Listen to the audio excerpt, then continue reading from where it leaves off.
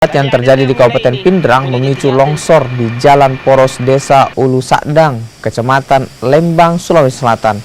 Material longsor berupa tanah dan juga batu besar dari atas pegunungan menutup akses jalan. Akibatnya, akses jalan warga sepanjang 100 meter tak bisa dilalui. Pemkab Pindrang dibantu TNI Polri membersihkan material longsor. Akses jalan baru bisa dilalui kendaraan setelah 4 jam kemudian.